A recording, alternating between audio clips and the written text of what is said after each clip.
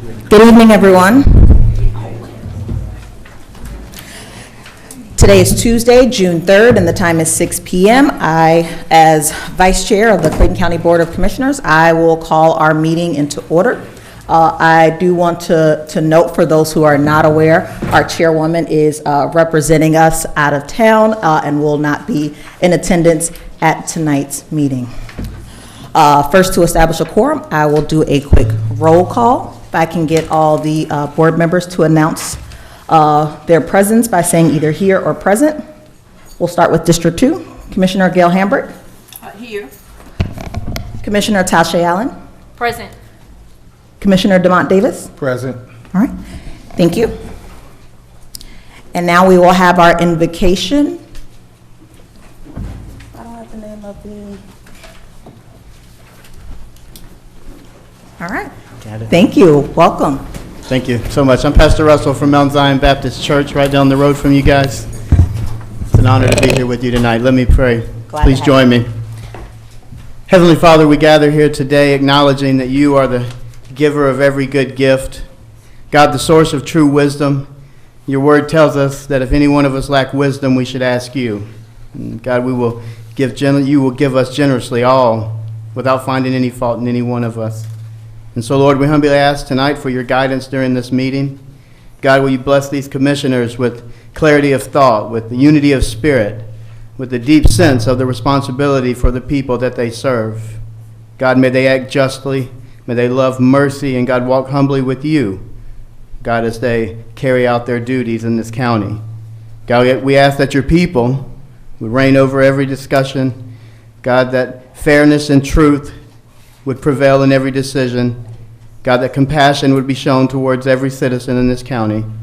God, we thank you for the opportunity to serve, for the freedom that we enjoy, and for the trust that has been put on these leaders.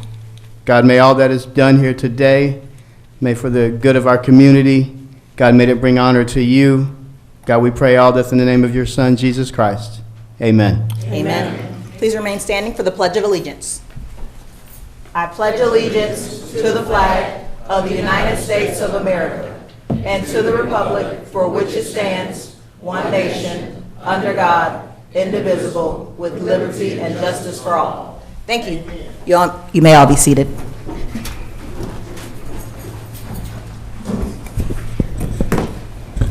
Attorney Reed, before we adopt the agenda, do we have any emergency items? Good evening, Madam Vice Chair and Board. Yes, 2 items. First is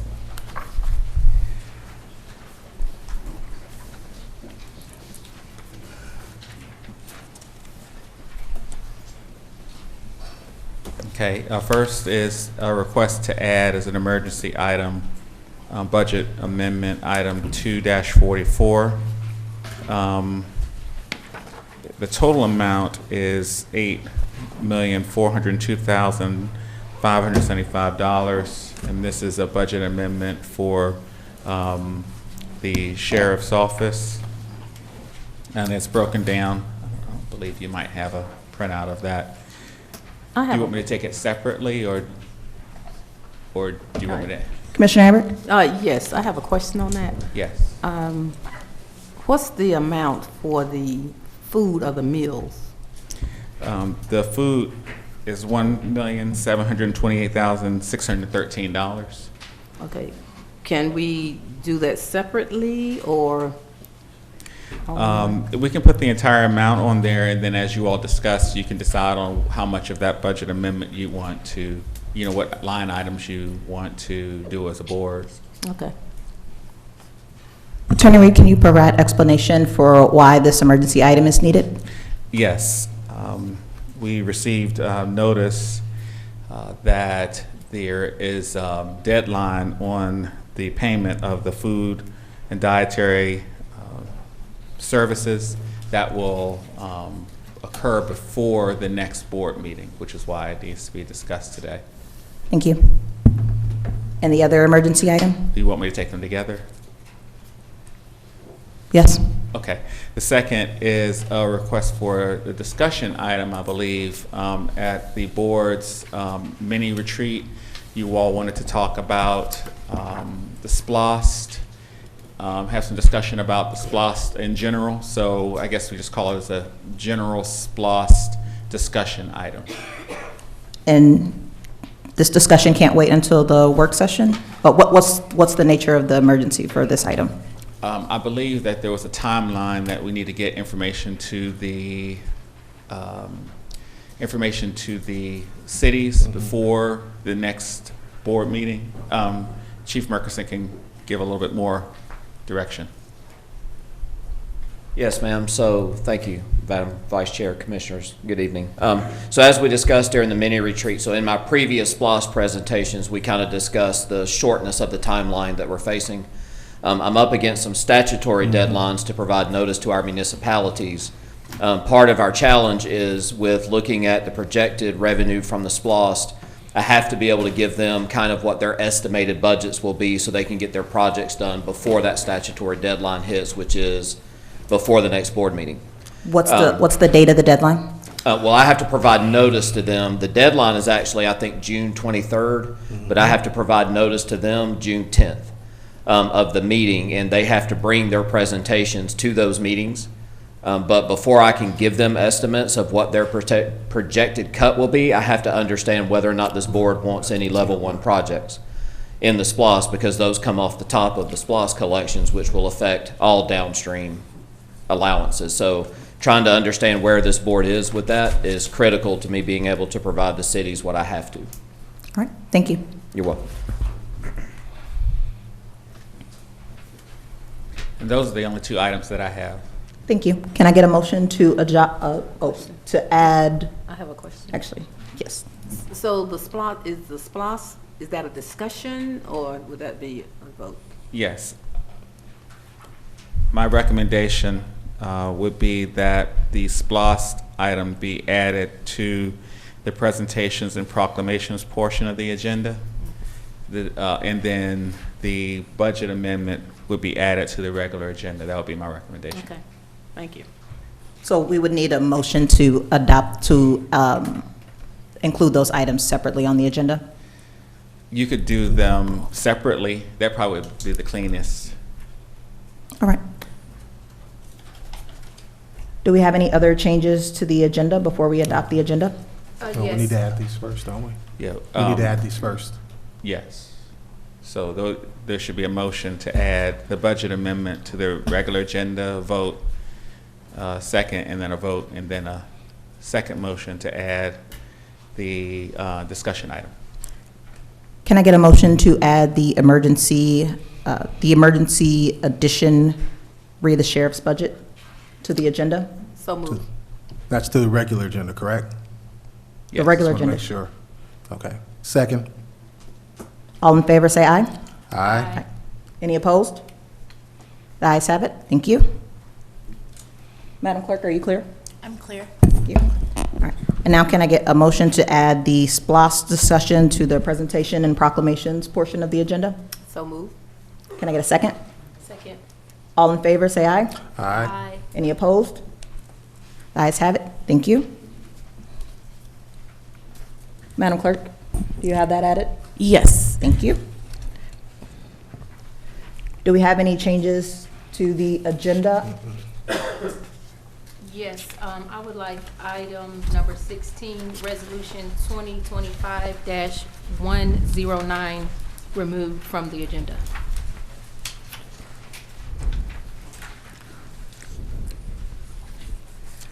I'll second it.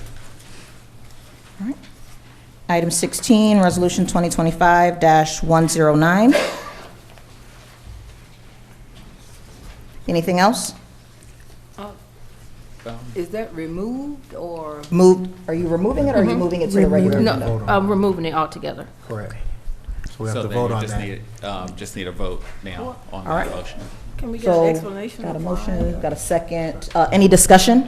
Just want an explanation. No. Yes, discussion. Any discussion, yes. Is someone here to represent? That's 16, right? That's the, Naresco? oh, okay. No, I'm fine. I'm fine.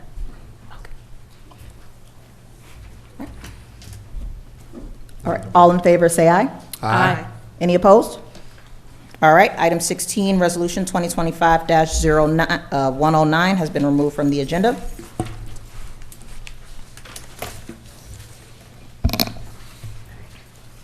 I would also like to table item 8, recommendation for award RFP number 25-14. I'm clear, Madam Vice Chair. Can I get a second? Second. All in favor, say aye. Question, Oh, a question? sorry. Any discussion? Yes. Yeah, go ahead. Did we check with community development to find out Oh, if there he there, is. if it's a time-sensitive item? Yeah.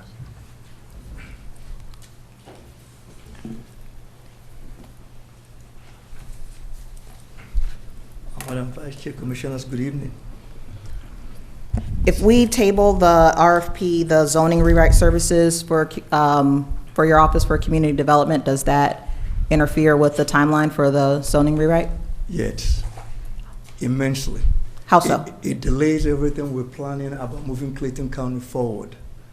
Our comprehensive plan was updated, and everything else we have been working on about moving the county forward hinges on changing our zoning code, Understand? making sure that our vision in terms of economic development and also on the community development side, that we are in sync with what the metro is doing. So by delaying it, postpones it. The current timeline for what you have in your package, it's January, early 2027. That in itself is too long. But we have a way of addressing some of it, because the plan is to address the commercial footprints first. That's the plan. So to further delay it puts us further back from the metro. I understand, but does it interfere with a deadline for the applicant? Essential services here, I would love for us to have a further discussion about, because this is a massive project, but it's on the agenda for tonight, so this is a motion to table it until the next meeting. This has been on Madam June Chair, 7th. if June you don't 17th. mind, what you have in the agenda is to approve the vendor that's going to do the project. There are 8 hearings included in the scope of work. So if the discussions about the zoning rewrite, all the commissioners will have ample time to discuss what's being discussed or what is being planned. Do we have time to discuss the scope of services before approving the bid for the RFP? Discussing, I mean for the commissioners to discuss the scope of work before the RFP. The RFP has been laid out already. The scope was written, the RFP laid out. We went to the county's procurement system and secured a vendor. That we are now coming to you to approve who has been selected through the procurement process. So if we table the item until the June 17th, can we just continue the discussion around the application for the bid?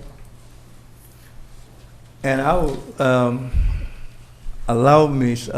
Rogers to speak, the procurement director for the Community Board. From my standpoint, my perspective, it derails the plan of what we have scheduled already to do. By 2 weeks? Yes, even by 2 weeks, because we missed last month's board hearing. If this gets approved tonight, you still got to go through the kickoff. They are written in the timetable that we have. There's a series of things that must happen before the actual project starts. That means on a good plan, we're looking at starting this maybe ending of July, really, to make sure that everything is happening the way it's supposed to happen. By doing this, it further delays the process. Good afternoon, Vice Chair, Commissioners. Yes, ma'am. Is there anything within the process for the RFP that would prevent us from to table this item to approve the RFP until June 17th? We can table the item. As far as the process is concerned, the proposal remains open for a certain amount of days. But if you're referring to the scope of work, that's already been released. So that is how the response is. So there's very little we can do about what we've already released. But we certainly can table it for another week. Now, that's for procurement side, but obviously that would certainly affect what happens in community development. Okay. Thank you. Plus, this is a task that was talked about way back in early 2024 in trying to get a consistent zoning throughout Clayton County. To begin to table this, it was going to put us out. We're already pretty much almost a year late in doing this, and this is going to push us out even further. This is something that we need to get done immediately to push these efforts forward to get this county zoned correctly. Okay, thank you. We have a motion on the table to table item 8, recommendation for award RFP 25-14. It has been properly second. All in favor say aye. Madam Vice Chair, then just to be clear, the motion is to table it to the 17th. Correct. Okay. All in favor say aye. Aye. All opposed? Nay.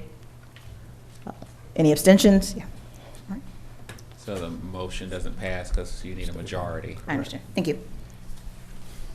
Any additional changes to the agenda? Madam Vice Chair, I'm asking, I'm not sure if Tori is here. Oh, okay, you still wanted to move? Okay. I would like to, Madam Vice Chair, I'd like to table item 14, which is Resolution 2025-106 for the Georgia Golden Olympics to the first meeting in July. July 1st? Yes. Part of the reason for that is that the school system is involved in this project, and they would like Director Strata-Tanks to present to them and give them an understanding of what this program involves, and that won't occur until the end of June. As far as what now? Repeat that again. I The know schools- she'd already done the work session. For the board, but Correct. not for the school board. Okay, so this The would be. school board We wants want to to wait until the work session for the school board. Yes. Okay. And that will occur at the end of this month. Madam Clerk, do you have that? I'm clear. Can I get a motion to table resolution, item 14, resolution 2025-106 until the July, what is the date for the July, first of the July meeting? I believe it's July 1st. July 1st. Can I get a motion to table item 14, resolution 2025-106 until the July 1st meeting? So move. Second. All in favor say aye. Aye. Any opposed? Any abstention? The ayes have it. Item 14 has been moved to July 1st. And then I have one additional item, item number 21, which is Resolution 2025-104. This is a resolution authorizing the county to enter into an intergovernmental agreement with the city of Jonesboro for the 2025 Groove on the Green concert series. I'm asking that this item be moved to the June 17th meeting. Council for the city of Jonesboro needs some time to review the agreement and make sure that there's not anything that they need to add. So this just gives it a little extra time for that to occur. Can I get a motion? So moved. Any second? Second. All in favor say aye. Aye. Any opposed? Any abstention? All right. We're moving item 21, resolution 2025-104 to the July you say the July 1st meeting? June 17th. June 17th. I'm clear, Madam Vice Chair. Thank you. Any other changes to the agenda before we adopt the agenda? Yes. Commissioner Evans? Right, I would like to hold on number 22, Resolution 2025-108, regarding the establishment of the Entertainment Council. I'm not clear on that. Would you like to, you said you wanted to table that item, or what is your? Right, I need some discussion on it, so maybe we can have it at work session and talk about it. And Yeah, this is Commissioner Davis? I sent out the executive summary and a detailed summary of a sports entertainment council creating up under economic development. It will create two divisions, one being the sports entertainment council as well as the regular line of business. We would not have to increase any of the staff because the current staff would be able to run that. And this will also begin to open up the economic impact for our county, to begin to bring monies into our coffers. That's the whole purpose of this, going forward with it.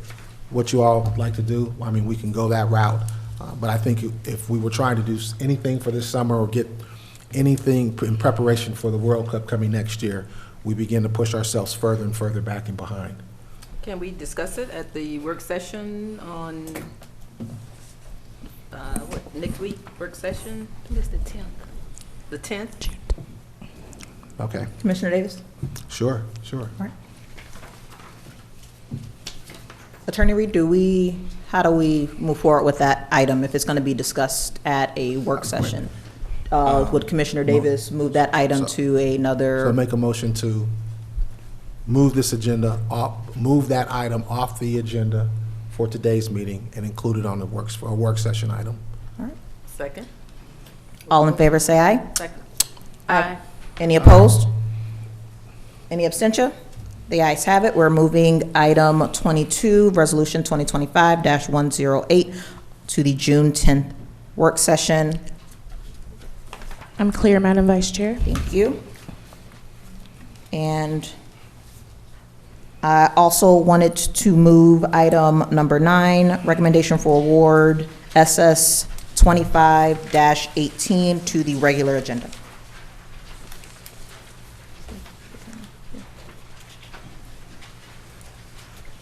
Any other changes to any other changes before we adopt the agenda? Oh, Madam Clerk, are you clear? I'm clear. Thank you. Any other changes? All right, can I get a motion to adopt the agenda? Yes, with changes. Oh, yes. Can I have a motion to adopt the agenda with changes? So move. One more. Okay. Can we table the proclamation, Clayton County recognizes June as National Home Ownership Month, until the June 17th meeting, per Madam Chair? Oh, yeah. I make a motion that we move the second proclamation on the agenda until the June 17th meeting. So move. All in favor, say aye. Aye. Second. Got it. Any opposed? Any abstained? All right. Thank you, Madam Chair. All right. So we had a motion, we'll just go back. Can I get another motion to adopt the agenda with changes? So move. Second. Thank you. All in favor, say aye. Aye. Any opposed? Any abstention? All right. The agenda is adopted. We will move on to our presentation for our Veteran of the Month.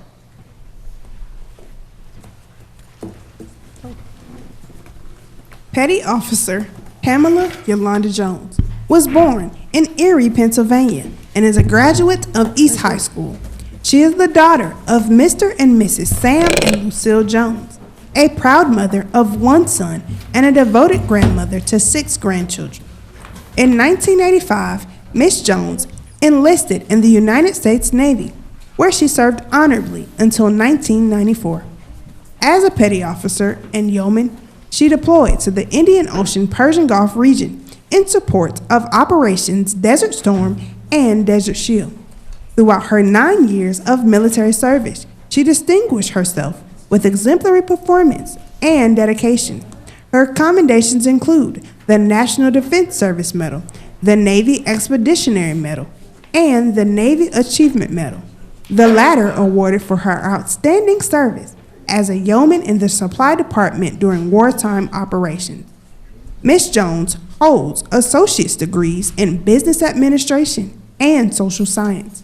She remains an active member of the veteran community through her involvement with several organizations, including the National Association of Military Black Women, Georgia Military Women, Empowered Sisterhood of Veterans, Inc., and the American Legion Post 258.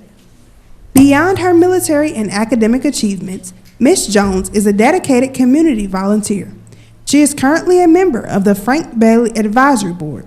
She also enjoys spending quality time with her family and friends and has a passion for gardening, fishing, attending concerts, and taking road trips. She is proud to be a United States Navy veteran.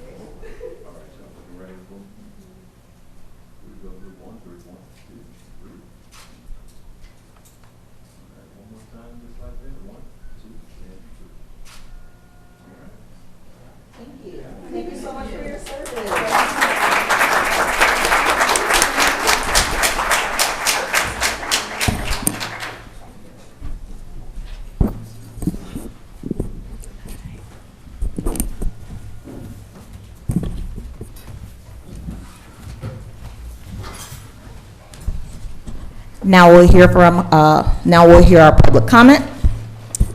Oh, the SPLOST discussion. All right. Before we hear our public comment, we're going to hear a SPLOST presentation and discussion.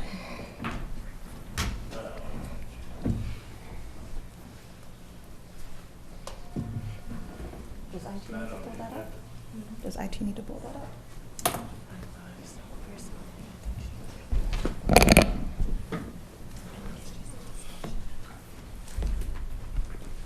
Good evening, Madam Chair, Madam Vice Chair, Commissioners. So once again, just wanting to touch base with the board. We've talked about the upcoming 2026 SPLOST referendum a few different times. And we're kind of at a point now to where I need to get some clarification from the board on really primarily at this point, whether or not there's a need to have a level 1 project included in the SPLOST, so we can get kind of those allocations calculated and then get the numbers out to the city. So just to kind of recap what a level 1 project is. So level 1 are county-wide projects. They're capital projects for the use and benefit of the citizens of the entire county that are needed to implement state-mandated county responsibilities. Level 1 projects are specifically limited to the following, and they are as follows. 1 is a courthouse. 2 is an administrative building for elected officials or constitutional officers. 3 is a county or regional jail, correctional institution, or detention facility. 4 is a county health department facility, and 5 is any combination of the previous 4. So that's really kind of the only 4 things that qualify as a level 1 project. Anything else would just go into the congregate list of projects, and then we'll have to whittle that down based off of available budget. Just so you kind of understand what we're projecting, so in working with finance and looking at both the 15 and the 21 SPLOST programs, we're starting with an estimated net revenue in the SPLOST of $290 million, and then we will divide that out as dictated in the lost certificate with the percentages to the cities, minus any level 1 projects. So as you can see, where the level 1 projects come into play is that 290. Anything that's deemed a level 1, we immediately deduct that from the 290. Then what's left gets divvied up among the percentages, and then that sets the project budget for our municipalities. And then, of course, they have to bring those projects back. And then, and by whichever mechanism this board chooses, we will sit down with the community and vet kind of those lists of projects once we get them kind of streamlined a little bit. So that's kind of where we are. Statutorily speaking, as I said, I have to provide notice to the municipalities, but to be fair to them, they need some time to be able to prep their list. So our target date is August 5th. That's the last chance this board has the opportunity to call for the SPLOST referendum to get it to the Board of Elections in order to meet the state elections requirements for processing the language and getting it moved forward. I have to have a meeting with the cities at least 30 days before that, and then there's certain other statutory timelines to get notice to the city so that we make sure we're following that guideline down. Just to kind of give you just an idea of what a potential level 1 could look like, is we've talked about the need for some maintenance and some issues down at the jail as far as some work that needs to be done. So, you know, we included a baseline figure as a level 1 project just as a placeholder, should that be the direction the board wants to go. Okay. So it can be maintenance, can be repairs, can be updates, or new facilities in either one of those 4 categories that we discussed. Okay. So for purposes of tonight's meeting, what I need to understand is there a need to have a level 1 project? And if so, what do you want me to focus on? I'll get with Director Fox and we'll come up with a dollar figure, and then that's where we'll start from there. My thought is there is a need for a level 1 when it comes to the jail and getting some of the issues mitigated and fixed over there. To what level? That's where you'd have to go and look at the report and find out what really is needed and what we need to do. Now, we're discussing an administrative building being constructed later on. That is not within the SPLOST. We've already allocated funds for that. Is that correct? The administrative building is in the 21 SPLOST. It's in the 21 SPLOST. Okay, Yes, I just want to make sure. Mm-hmm. Okay. Would there be a need to put forth some committee to begin to move this forward expeditiously? So that's up to the general will of the board. It's worked a few different ways with each of our SPLOST programs in the past, from starting that process a couple years out to, I believe the last one was excuse me, folk chosen by the board. That committee was led and managed by the chief operating officer. That kind of went through this list of projects and said, here's what's been submitted. Here's kind of the priority as far as what the departments have brought forth as a need. Some of that gets vetted against what does our current budget look like as far as fleet needs and the like. As y'all well know, the SPLOST has been our capital replacement program dating back to 2004. So as such, we don't budget for very much capital in our general operating budgets. Go ahead, and the submission of those projects have come from what source and whom? They're coming from the department heads. Oh, department heads, So okay. during our department leadership meetings, we've gotten out with them and said, look, if there's needs that you know, whether that's facility needs, whether that's fleet needs, whether things that were in the 21 SPLOST list that didn't get funded, let us know what those projects are. We're looking at the facilities master plan that building and maintenance had done to look at the general overall condition of the county's facilities, what needs to be done as far as roofs, what needs to be done as far as major maintenance.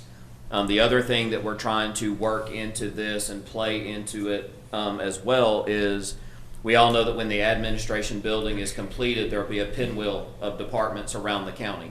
So we're trying to project who's going where, what facilities can we offboard, and then what is the need for any potential new facilities to house those departments, or what can we kind of renovate to make, you know, additional space that's needed. So we're not necessarily just building everybody a new building.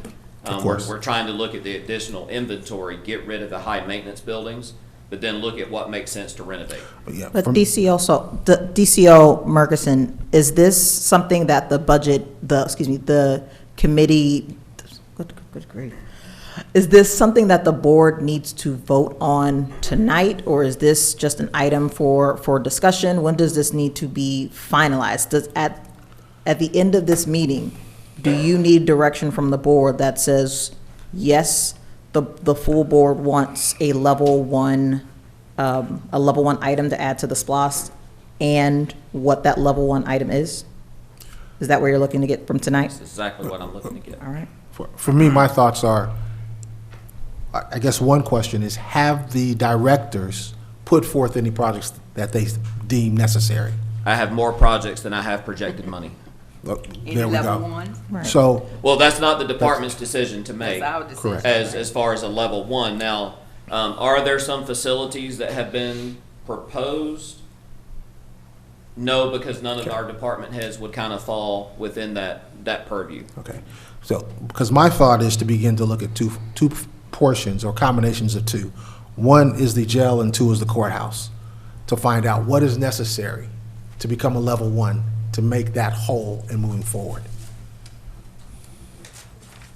And then begin to look at those other projects. And if we could get that, a listing of those projects that you deem and the COO deem necessary, perhaps for next work section, I think we can begin to make some wayward gains into that. Okay. Yes, so also level one jail and courthouse as well. Commissioner Abbott? Yes, we definitely have a level one project, at least one. I don't know the possibility of more than one. So the SPLOST law, I mean, you can designate as many level one projects as you deem necessary. So as long as it meets within these code sections, the way the SPLOST law reads is you can designate as many level one projects as you have SPLOST funding. Just understand that because those funds come off the top, everything downstream starts to get a lot smaller. Okay, can we say maybe 2 level one projects tonight? And if we change in whatever time period and maybe take one off? Is that a possibility? Sure. So if you say, well, you know, we know that there needs to be upgrades to courthouse and jail, and we want to look at, I just need to know what the level one project is, so I know to get with Marty and say, okay, here's an estimated dollar amount. So my goal and intent after this evening's board meeting was to say, okay, here's the direction the board has given me as far as potential level one projects. Put that into this spreadsheet that I've been tracking, kind of what the estimated and the percentages are. Circulate that to not only the board, but our municipal partners and say, here's the estimated allocations based off of the IGA that we typically sign with our municipalities, that dictates kind of what those percentage breakdowns are. All right. I don't know if this has been a discussion item, but I noticed that the other sectors, sector 1, 2, and 3, they actually have a precinct. Sector 4 does not, or maybe Chief can speak to that, or is that considered a precinct where Sector 4 police are? I don't believe, and Chuck would have to, I don't believe a police precinct would qualify as a level one. One, okay. Unless But it had a jail in it. Okay, but it could include, it could be included in the SPLOST though. It can definitely be included in the SPLOST, yes, ma'am, and I Okay. believe it's part of Marty's facility master plan as well as, I think I got Chief's spreadsheet pulled up, but I'm pretty fairly certain that it's in Chief Roberts' list too, because Okay, it was because several tabs. I haven't heard any long. talk about it, but I noticed that, you know, all the other districts have a Yes, ma'am. precinct other than. Well, and I know we've been trying to identify that locale as well. Chief, you can come on. But I know within Chief Roberts' SPLOST Christmas wish list. It's on there, okay. I'm quite certain it was in there among some other robust programming. Chief. Thank you for thinking of me, Commissioner, in the police department. But to that end, I believe actually Director Fox has identified county-owned property on Highway 138 that may meet our needs, and you're correct. I do believe that the Sector 4 precinct was actually on the 21 SPLOST list, and when we anticipated those funds to build that precinct. That was pre-COVID. Post-COVID, the amount that was designated or proposed in the 21 SPLOST falls severely short of those building costs now. And Director Fox, being proactive, has identified some land owned by the county that should drive that cost down, if I'm not mistaken. Correct. The funding? Yeah, the Sector 4 police precinct was, the funding was allocated in 21 SPLOST. We have currently found a parcel right next to the International Water Park, or International Park, to the right of the entrance, the county-owned property that we're already in the process of site surveys and getting ready to do a PSA agreement with the design team to use the Sector 2 police precinct as a prototype for the design for the Sector 4 police precinct. Okay. So, Okay, so tonight we need to say yes. So does that take us back to just the one? Yeah, my thought is Level, combination courthouse level one jail. project? Correct, Okay. for me. So it sounds like the consensus of the board is that we will be moving forward with a level 1 item for the SPLOST, but I'd also like for us to add an additional discussion around the SPLOST to the work session on June 10th, which I know we can figure that out later, but we can have a continued discussion about this. Sounds good. Okay, so what are you asking of us tonight? That's it. That's That's it. all I needed to know is, did you want a level 1 and what was it? We have an idea of what to do with it from there. Okay. All right, thank you. Yes, ma'am. Thank you for that presentation. Yes, ma'am. Thank you.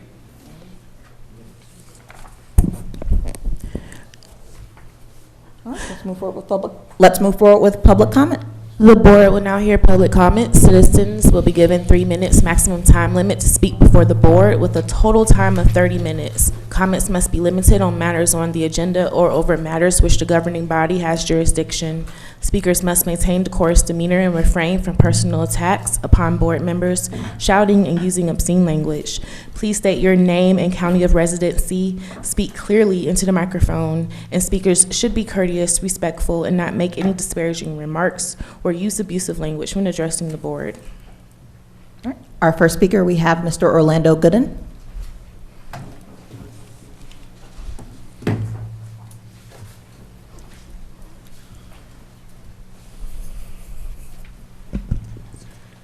Orlando Gooden, District 3. This board accused Sheriff LaVon Allen of financial mismanagement.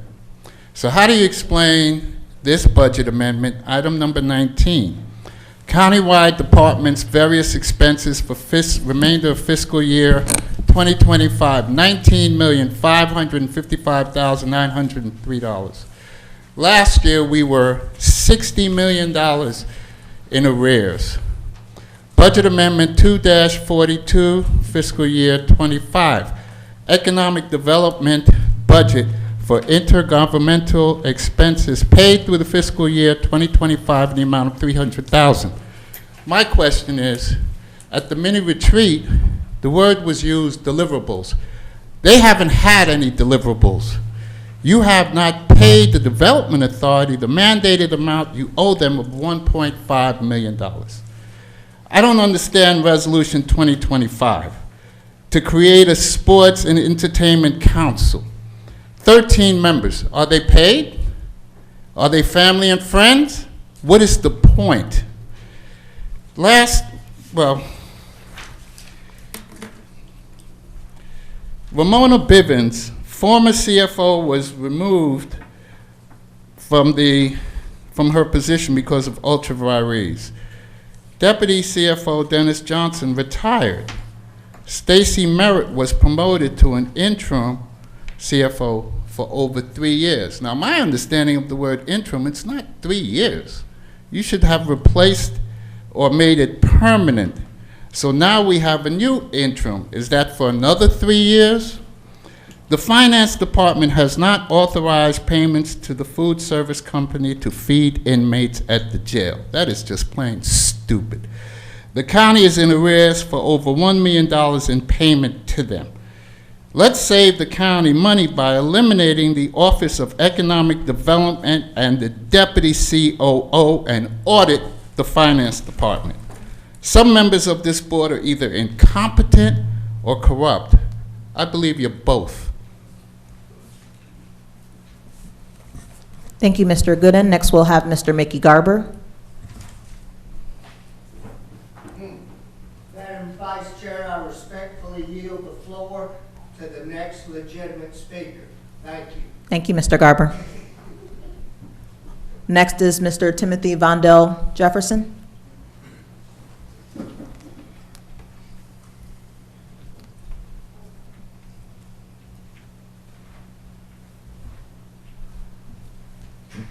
Vice Chair, members of the board, Timothy Vondell Jefferson, Incorporated, Clayton County. I want to talk about three things. We have three issues in our community. We have the taxes that the citizens are complaining about. We got beautification, which is very, very critical. And then we got economic development. Now, I am an expert. I've been in economic development for 45 years. Okay? Now, as I converse with the leaders within this community that the citizens elected you all to be on economic development, is one thing I constantly hear. Where's our tablecloth restaurants? Why can't we achieve them? Well, currently, we're being handcuffed right now. After Erica Rocker Wills resigned, her and I were working on the program, and I worked closely with her team, Mr. Brandon McCartin and Ms. Kayla Chase. We were down in Buckhead today, me and Ms. Chase, working on a fine dining restaurant. Now, we are in competition with the city of Duluth, but they are considering us. Now, my contract expires as of June the 11th, but I'm looking, and then I have incompetence of the, nothing personal about this particular person, but Mr. Patrick G.K. How did he get to be interim economic development director when the community development office is out of order? I don't know how you all are making these decisions. But he's not competent. He has no experience on economic development, but yet I have to deal with that, and he's handcuffing the employees that's left. And they feel very uncomfortable, as we have already had a designated plan to bring the tabletop restaurants to this community. That's what I do. Now, part of my contract, I have to have one of them at my meetings to verify that this deal is real. So now we're about to do the deal outside of other deals, but we in competition with the city of Duluth. But they want to come to Clayton County. Now I can't drop no names, but Miss Kayla Chase can probably tell you, but this is a very, very prominent restaurant that we're trying to bring to our community. So we need qualified people to have the expertise and the skill set to get things done, to continuously appoint people that don't have the skill set. Our community is moving backwards, and that's all I want to say. Beautification, economic development is what the citizens are focused on. Thank you so much for your time. Thank you, Mr. Jefferson. Next, we have Pat Bryant. Miss Pat? All right.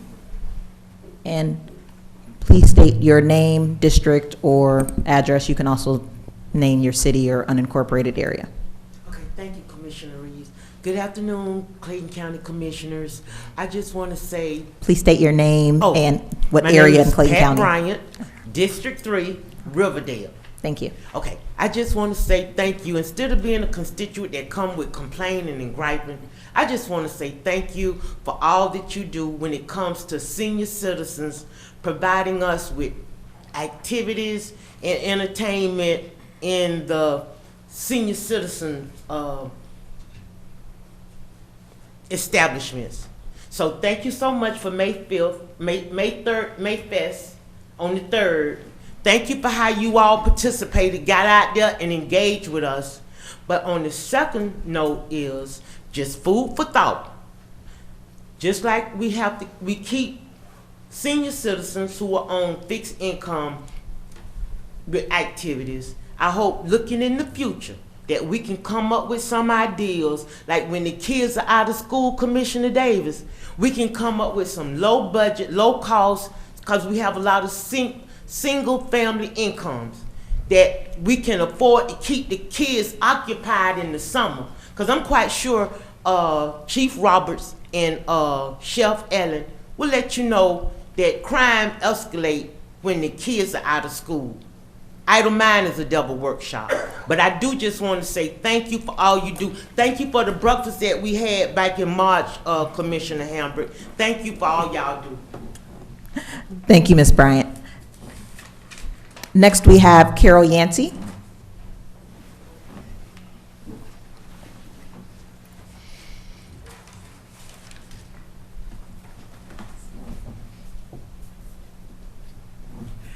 Carol Yancey, Rich, Georgia. Office of Economic Development deliverables: unlivable wages, warehouses, storage facilities, gas station, car washes, beauty supply stores, etc.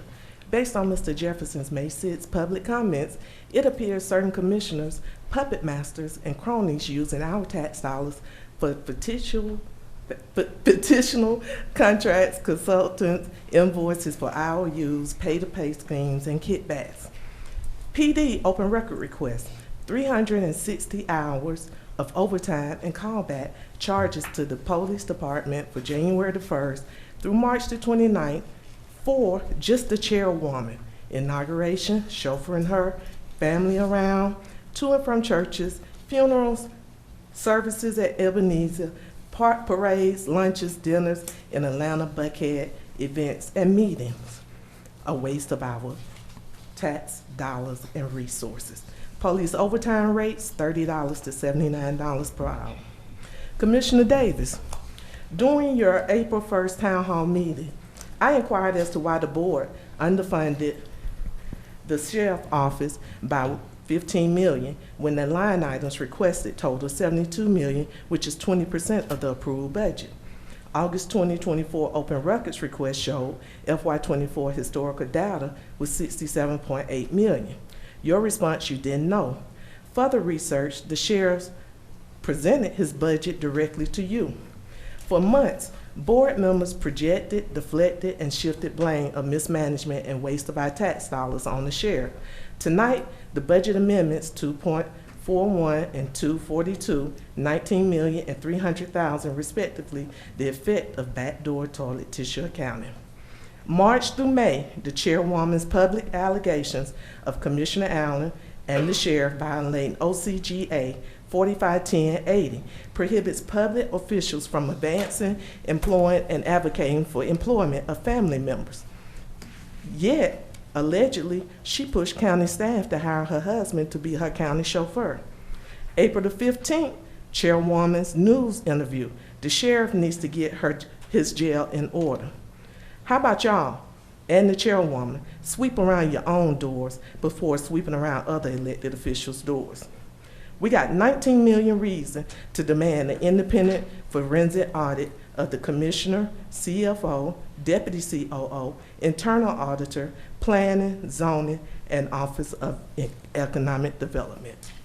Thank you. Thank you, Ms. Yancey. Our final public comment will be from Mr. Jean-Pierre Bourget.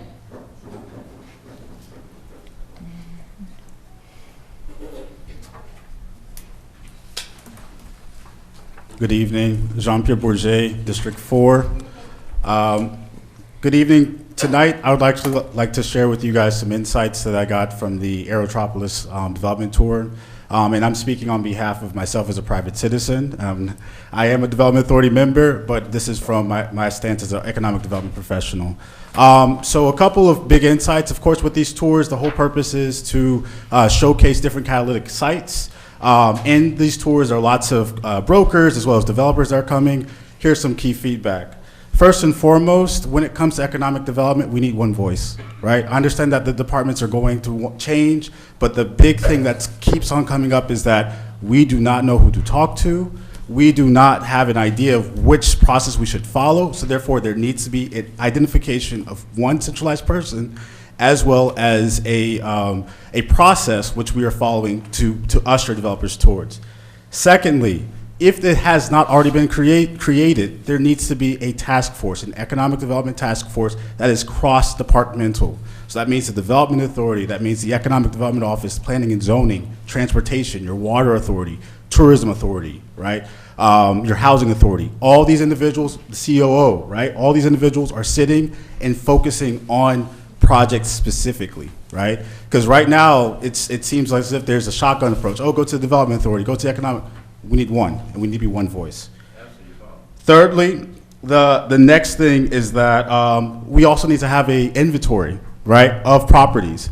These tours are great, but one of the things that's lacking is a very defined inventory in terms of which properties are we as a county pushing, right, and which ones are our highest and best use, right? Which ones do we really want to prioritize? So having that inventory will help us as we are positioning ourselves and saying, listen, we need development in this area. We already have a list which you can operate off of. And then lastly, I would say implementing an incremental development strategy. What is incremental development? A lot of times, last time we talked about smokestack chasing. That's basically going after one big project and trying to get our tax benefits from that one. Incremental development is actually scaling down, right? The thing is that we know that development can work in Clayton County. It has too much access for the metro area. There's no reason. But developers are afraid because there isn't a case study. So what do I say? You start small. You identify a parcel that has the highest and best use, and then you basically outline what is that tangible strategy for how we develop it. So once again, these are some insights. Take it as you would like, but I just wanted to share that tonight with you guys as we're working forward in moving economic development in this county. Thank you. Thank you, Mr. Bourget. That now concludes public comment.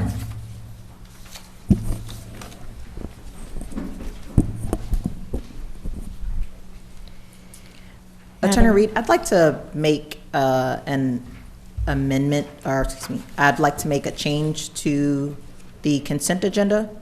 Is that possible before the vote? What would you like to see?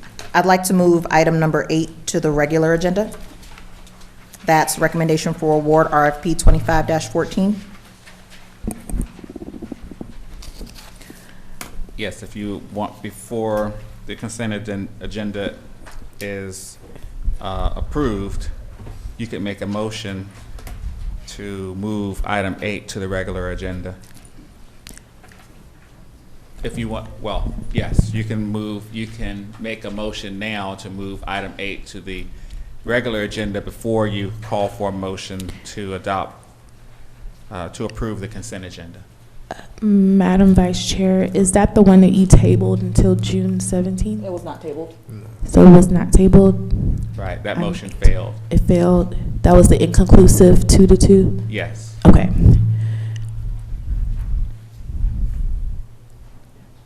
So if you would like to move item 8 to the regular agenda, you Does would it need a motion because the agenda was adopted, or does it? That's my question. We've already adopted the, right. You all adopted the agenda as it was, so yes, to move it from consent to the regular would require a motion and a vote. If it was prior to that, you could have just moved it. I understand. Okay. All right. I don't think I'll get a motion on that. Can I get a motion to move item number 8 to the regular agenda? So moved. Any second? All right. Motion fails. Next item on the, next is to adopt the consent agenda. That will be approved. Sorry, to approve the consent agenda. Can I get a motion to approve the consent agenda? So moved. Second. All right. All in favor say aye. Aye. Any opposed? Any abstention? The ayes have it. The consent agenda is approved. Next item is item number 9, recommendation for award 25-18. It's from the district attorney.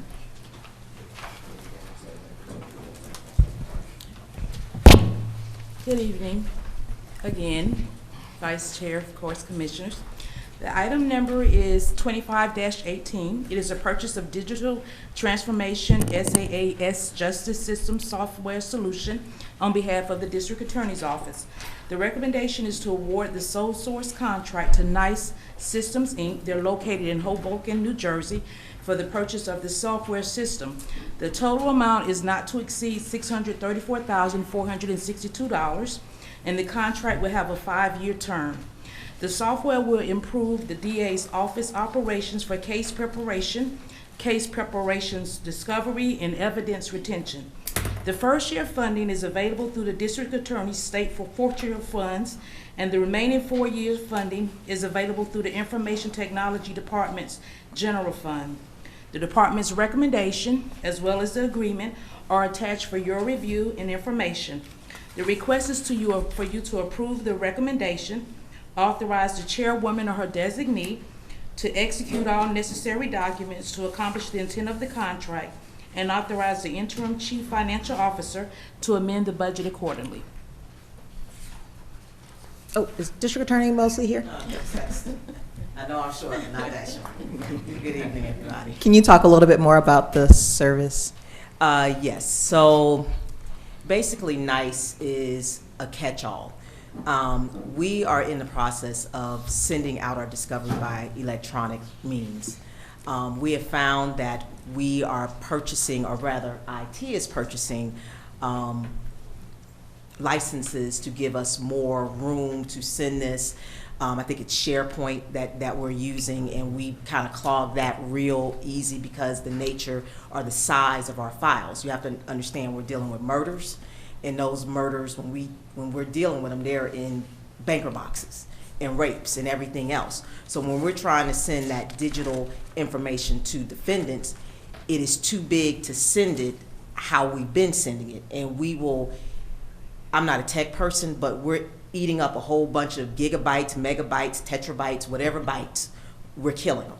And they're having to purchase more stuff. We're also, when we're dealing with videos, not all videos run on the same system. So we get multitude of videos in from gas stations, businesses, you name it.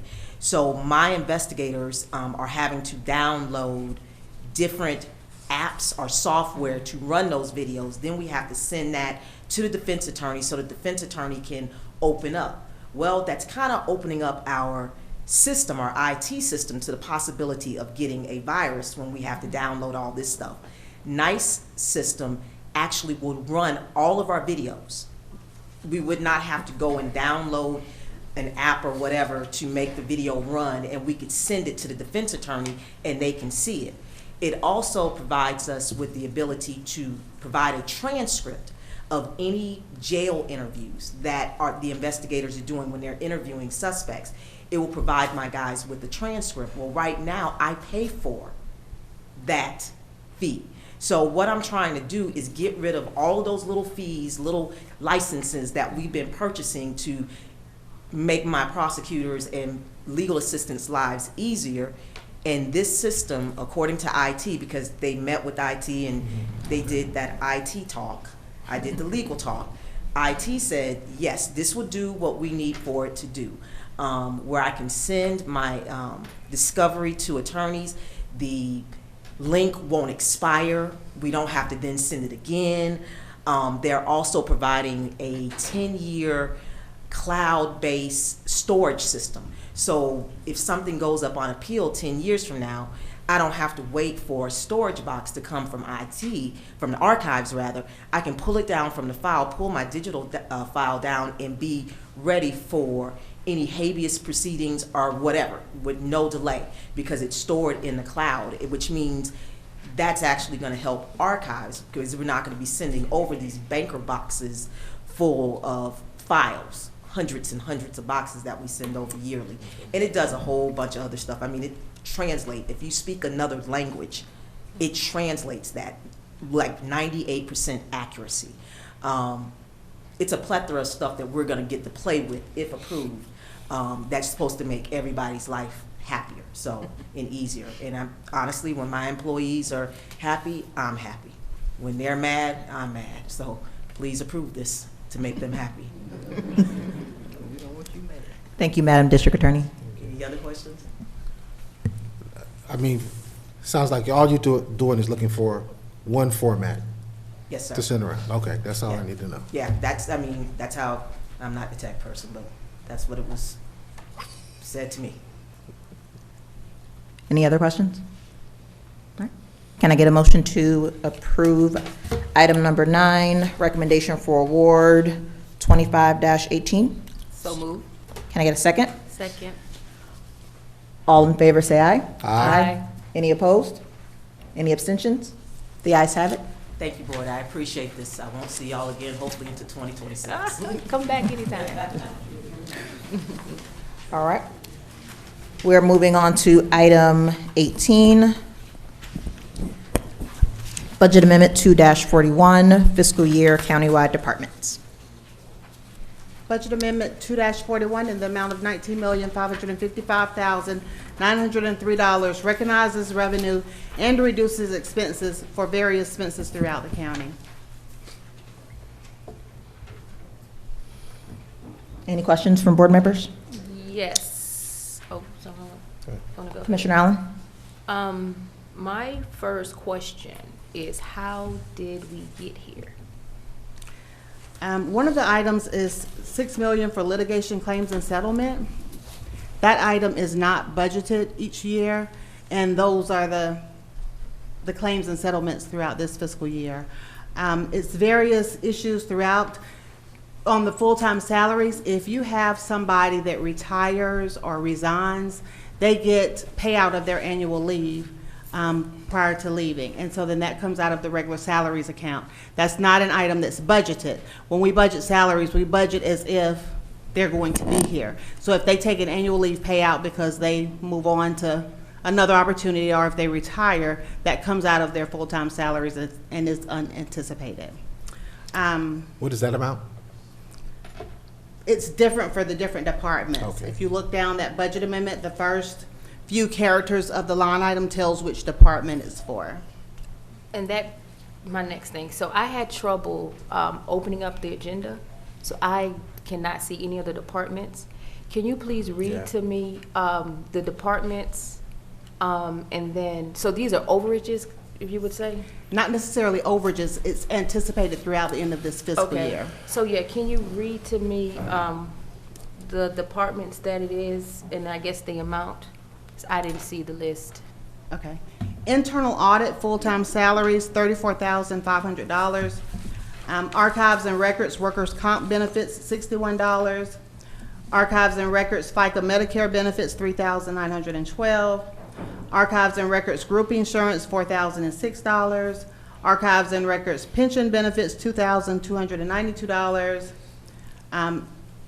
Department of Information Technology pension benefits, $236,922. Department of IT group insurance benefits, $111,628. HR full-time salaries, $19,605. HR group insurance benefits, $31,522. HR FICA Medicare benefits, $5,200. HR pension benefits, $69,045. HR workers' comp benefits, $80. Warehouse office supplies, $18,000. Litigation claims and settlements, $6 million. County photographer other contract services, $5,131. Medical examiner fees, $130,000. Registrar's office overtime salaries, $25,630. Elections part-time salaries, $542,640. Elections overtime, $335,555. Elections FICA and Medicare benefits, $122,682. Tax commissioners pension benefits, $95,365. Tax assessors pension benefits, $75,470. Tax assessors group insurance benefits, $55,000. Indigent defense legal fees, $573,200. State court pension benefits, $57,000. State court FICA Medicare benefits, $2,874. State court workers' comp benefits, $60. Magistrate court workers' comp benefits, $250. Magistrate court group insurance benefits, $14,000. Magistrate Court FICA Medicare benefits, $60,000. Magistrate Court overtime, $70,000. Juvenile court salaries, $43,000. Juvenile court pension benefits, $126,791. Juvenile court group insurance benefits, $56,266. Clerk of Superior Court pension benefits, $60,983. Clerk of Superior Court group insurance benefits, $19,310.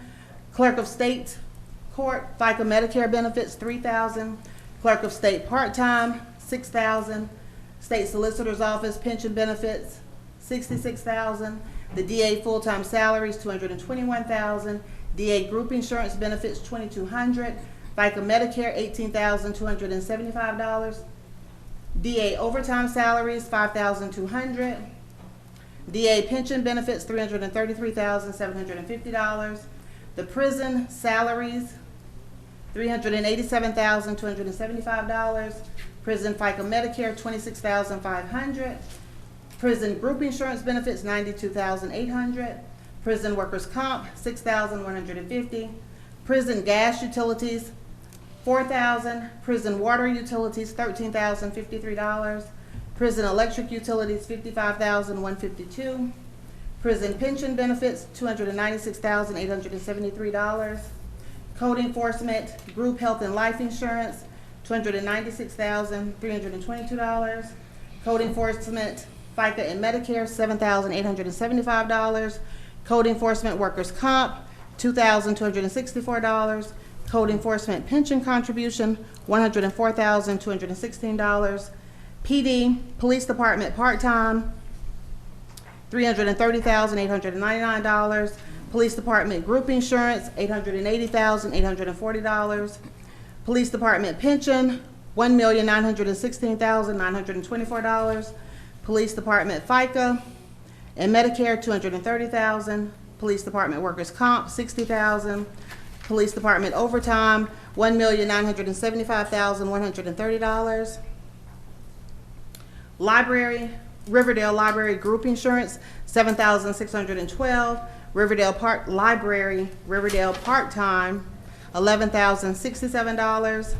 Riverdale Library FICA Medicare, $6,920. Riverdale Library pension, $2,678. Morrow Library salaries, $9,985. Headquarters Library FICA Medicare, $13,288. Lovejoy FICA Medicare, Lovejoy Library FICA Medicare, $4,249. Lovejoy Library Workers' Comp, $158. Technical Administration part of the library, FICA Medicare, $3,000. Spivey Splash Water Park salaries, $118,943. Spivey Splash Water Park part-time, $315,668. Spivey Splash pension, $11,876. Spivey Splash Water Park group health insurance, $8,271. Spivey Splash Water Park FICA and Medicare, $10,530. Spivey Splash Water Park workers' comp insurance, $4,295. Spivey Splash Recreation Center salaries, $33,143. Spivey Splash Recreation Center pension, $9,200. Spivey Splash Recreation Center FICA and Medicare, $1,883. Spivey Splash Recreation Center Workers' Comp, $820. Spivey Splash Recreation Group Health, $610. Athletics, which is a part of Parks and Rec, full-time salaries, $57,465. Athletics part-time salaries, $82,600. Athletics pension, $17,641. Athletics FICA Medicare, $4,067. Athletics group insurance, $23,860. Athletics workers' comp, $1,705. Spivey Splash admin salaries, $5,000. Spivey Splash admin FICA and Medicare, $4,141. Spivey Splash admin pension benefits, $9,187. Spivey Splash admin workers' comp, $1,758. Flint River Center salaries, $49,200. Kinship part-time salaries, $2,964. South Clayton salaries, $6,789. Northeast South Clayton salaries, $15,840. Aging salaries and wages, $10,000. Fleet salaries, $26,231. Refuse salaries, $142,168. Refuse pension, $6,702. Refuse group insurance, $64,711. Electric utilities, $1.1 million, and claims expense, $1 million. And then there's a reduction in expenses. Internal audit group insurance, $8,800. Internal audit FICA Medicare reduction, $5,000. Internal audit pension, $14,000. IT FICA Medicare reduction, $8,000. Forest Park Library reduction of salaries, $45,000. And aging salaries and wages reduction, $10,000. Thank you so much. Thank you. Any additional questions? Yes. Okay, so my next question is, how do we prevent this budget amendment that we're doing this time? Because from my understanding, we did this last year too. How do we prevent this for next fiscal cycle? Every year since I've been with the county from 2000 forward, you have a cleanup amendment at the end of the year where items need to be put in the correct accounts if there are coding errors or if there's a calculation error or if, like for litigation claims and settlement, it's not an item that we can budget, so you're going to have that at the end of the year. There just may be things that happen that you need to clean up before they go over budget. So, like I said, with the salaries, you can't predict when people are going to leave. Tell me what you mean by clean up. I'm sorry. Items that you need to, you can't let line items go into the red, or you can't let them be over budget. So you move money, you forecast to the end of the year, how do you think they're going to be before the end of the year, and you move money into those items. Like, we can't predict if a department head leaves, if they've been here any period of time, they're going to have a large annual leave payout. If they have not been taking annual leave across the years, if they've been here 20, 30 years, they may have build up time that they need to be paid for. If there's civil service lawsuits that are settled, those come out of full-time salaries, and we don't know when that may happen. Based on the Civil Service Board, they're just different things that may happen. So we could expect 19 million, 20 million budget amendment every year. I'm not saying it's going to be that amount, and this amount is not coming from fund balance, it's coming from revenue that the county is taking in. However, I'm not saying an amount. I'm sure the amount has been different at the end of each year. I can't give you what that amount will be. It depends on, like I said, legislation that may come down that mandates certain things, litigation and claims and how far, you know, what happens with that during the year, civil service lawsuits, just various items that may happen to dictate those numbers. Okay, last question. So when you said cleanup, does that mean that this money has already been spent? No, ma'am. Like, it's a forecast through the end of the year. So like, these accounts are not over this amount. It's what they're expected to spend. So we're trying to move money before they reach that point. Gotcha. Okay, thank you. Mm-hmm. I do have a question. The $6 million in litigation, I mean, we can't budget that. Is that coming from fund balance? In this particular budget amendment, it is not. It is not? This is being Okay. Applied from revenue that has already come into the county, and then a reduction of expenses in other areas. So a lot of reallocation through what you just read. There's Yes. a lot of reallocation of funds from one to another. Yes. Okay.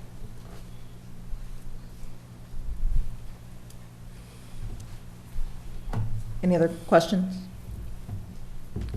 All right, I have a few. Okay. All right. So, thank you for reading all of the items. The majority of these were on salaries and benefits. Can you explain how that would be moved between line items?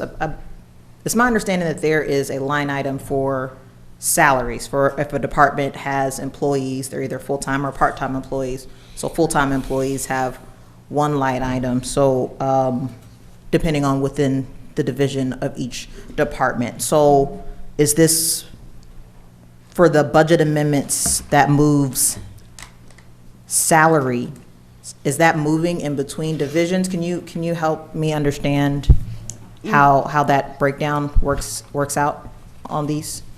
In this case, for the ones where I'm increasing the expense, those are projected to need more money in those line items. And it could be because they've had high turnover and then there was annual leave payout. It could be that civil service lawsuits were settled and needed to come out of full-time salaries.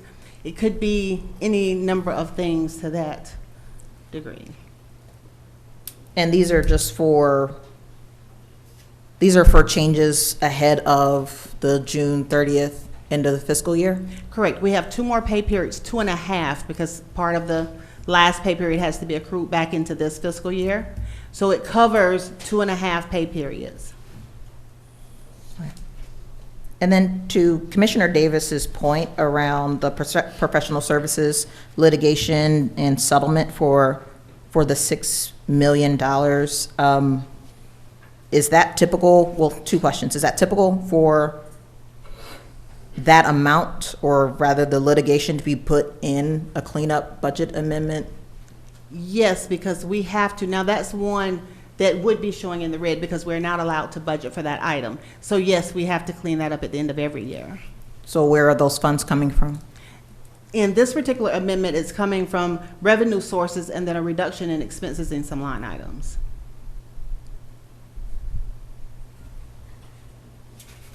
Is that calculated in the document that is in the attachment on the budget packet, sorry, the agenda packet? Yes, ma'am.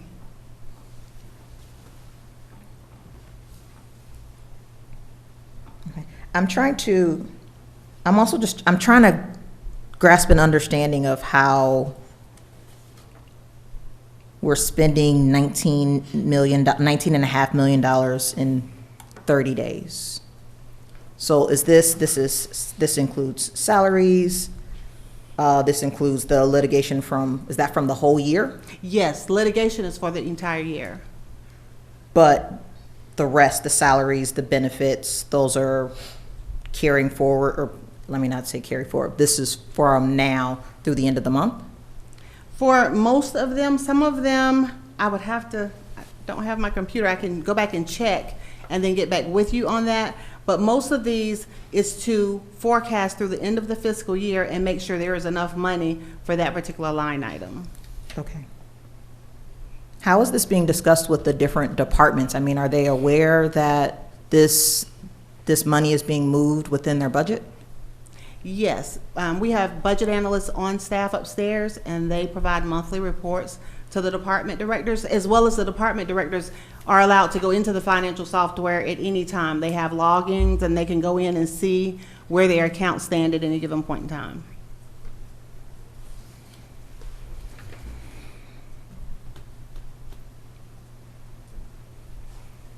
I got another question. Yeah, I got a. While you look your question. Oh, Commissioner Allen has an additional question. So I just thought about something.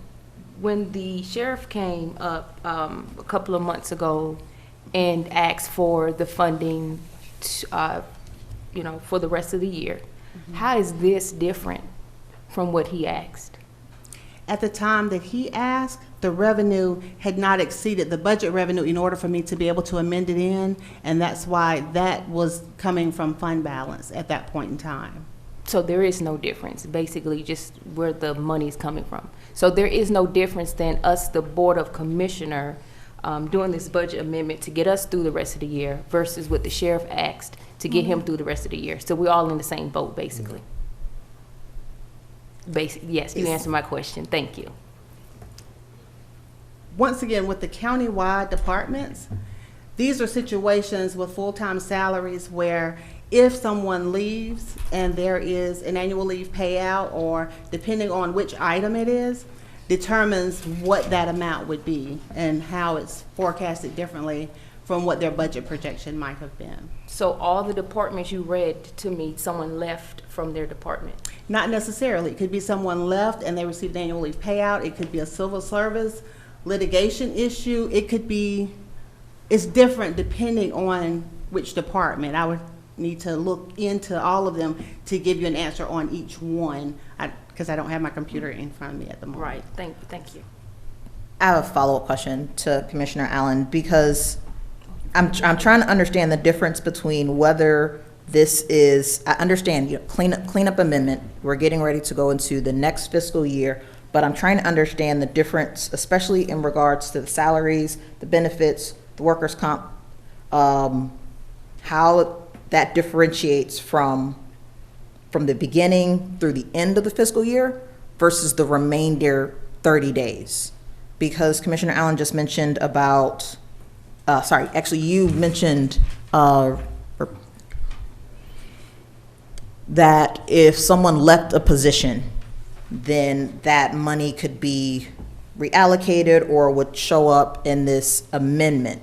But that makes it sound like we just had a lot of turnover in the past month that would lead to this level of budget amendments between now and the end of the fiscal year.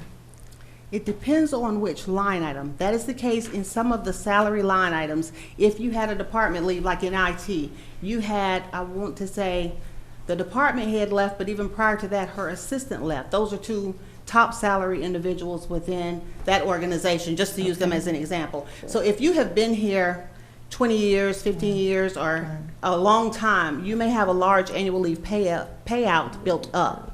But without having my computer, I'm not sure how much leave either one of them had before they left. That's something I would have to look up and get back to you on.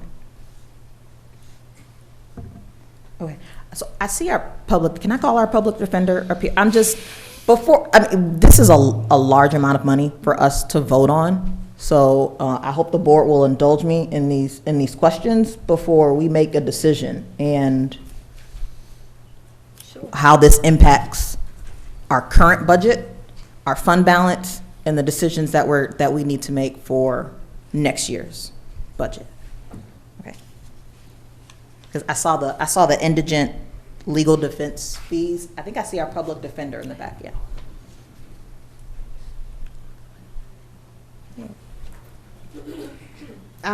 Just for the record, as he's walking up, this particular indigent defense legal fees is under Superior Court's budget and not under the Circuit Public Defender's Office. But good evening, Commissioners. I definitely don't want to speak about somebody else's money. So if this is Superior Court indigent fees, that's separate from my office. I already made a presentation on the budget.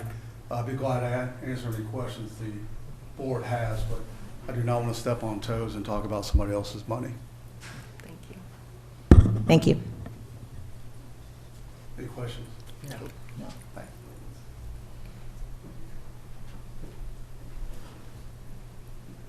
What's the deadline for the board to make a decision on these amendments? it does not have to be done tonight. You could delay it if you'd like. Okay, that would give us the opportunity to have more information about all of these amendments.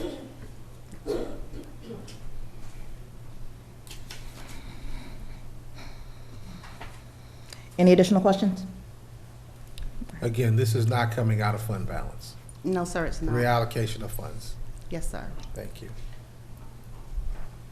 Okay. Well, I make a motion to approve item number 18, budget amendment 2-41, contingent on a forensic audit of the 2025 fiscal year budget. What about a outside independent audit? Is that an amendment? To what you said, not a forensic, but a outside independent auditor. Can I say one thing? Our, we have external auditors. By law, we have to have external auditors that come in at the end of every year to audit the entire county, which is fine. I'm just making sure the board's aware. So they will be here in, I guess, the end of the month, maybe into July. I'm not sure their field date audit, but they will be out to audit the entire county. But that's fine. I just wanted to make sure you knew that. You're saying what Miss, what's her name, Malden and? Malden and Jenkins is the name of the company. Yes. Thank you. And we can always change that auditor at any time. The board can, is that correct? It can go out for RFP, Okay. yes. So right now, we'd be doubling up on an audit, and we definitely wouldn't be looking at doing a forensic audit. Because the Malden audit, or Malden and Jenkins is not going to be doing a forensic audit, correct? Correct, they're doing their general end of the Their year general- audit. So what are we talking about auditing? Process, procedures, why we're going over every month. It's a plethora of things we could audit. How to prevent having a $19 million budget amendment in the upcoming fiscal year. Okay, so we gonna get an audit before we decide on the 19 million? My motion is to approve the budget amendment contingent on an independent outside forensic audit. That's two separate. So we have a normal audit coming. A forensic audit is a whole different type of audit. Yeah, just the outside independent audit. Outside independent audit. And we have one of those coming when? A normal audit at the end of the year, correct? Yes, sir. So, I mean, even if it's contingent, we do have one coming at the end of the year. The only thing possible that, something that if you wanted to do, would be to look at the background of the current auditor and see if you want to switch auditors. That would be it. But the audit is coming. Okay. And that's whether it's in this vote or not. I understand. So why are we attaching the audit to the budget amendment? That the motion that I made is looking forward, looking ahead to next year's fiscal year, and also looking back at last year's fiscal year. Last year's fiscal year, the county dipped into the fund balance. I understand that this budget amendment, item 18, is not within the fund balance and is within the regular budget. However, the motion that I'm making is to ensure that we are being good stewards of the county's tax dollars.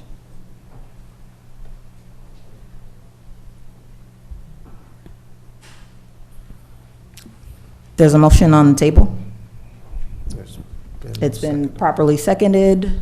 Well, has it? No, actually, it's been, is there a motion on the You had a table? motion to approve item 18, subject to an internal. Into an a external, forensic audit. an external outside audit. Not forensic? Not forensic. Okay. So then that needs a. The initial motion was with a forensic audit. Correct, but I think because that didn't get a second, I think didn't she's get changing her motion. That's correct. Okay, so I'll second that. Thank you. When is that audit, when is that audit to be done? Does that need to be attached to the motion? Well, there's been some discussion from Commissioner Davis that there's already an audit part of the county's auditing process that will come at the end of this month. Are you asking for another audit to occur prior to the audit that's coming at the end of this month? Yes. Okay. I understand. Repeat that. So we're looking for a second audit to come before the end of the month. That's the motion on the floor. That's correct. And is that a second from Commissioner Allen? Yes, second. Okay. And we've got 3 weeks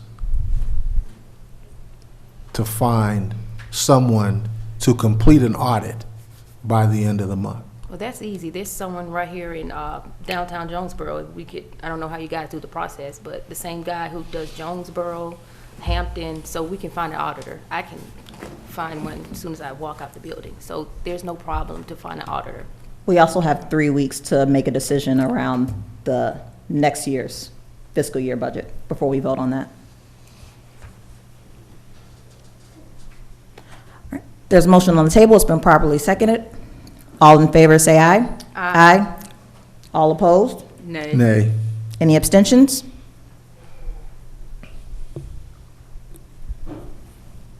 What's the next? So because that motion failed, then you all need to decide what you're going to do with item 18. I would propose Move it to the, that we approve that budget amendment, and with what they're talking about, to put forth an audit after the July 1 to audit the policies and procedures set in place moving forward. That would put forth just on a policy and procedure, not on the rest of it. Why do we have to attach an audit to this amendment? That's. I mean, why can't we just do it separate if they're, if we just do this line item, we'll do this budget amendment, and then if there's still a need, a request for an audit within 30 days of another audit, then we take that separately. Not attach an audit to amendment, to number 18, the budget amendment. Commissioner Davis, did you make a motion? Well, and I'm listening to what you all are saying about wanting to push forth an audit. I don't see an audit, even if we found them at 8 o'clock in the morning, them having the time frame to get it done by the end of the month. Okay? Especially not a small firm. You'd need an immense type of firm, one of the big fives, to do that going forward.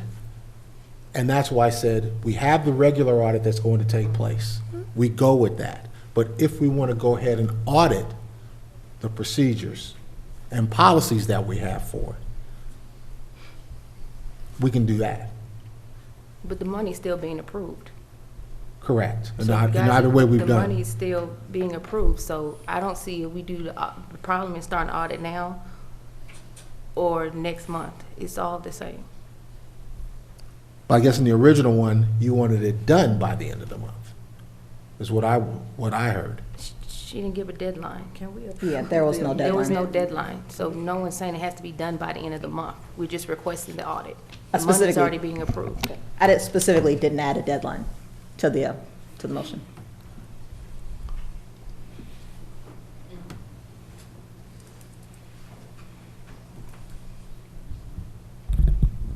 Are there any motions for any movement on item number 18? Oh, Yes. Attorney Reed? Oh,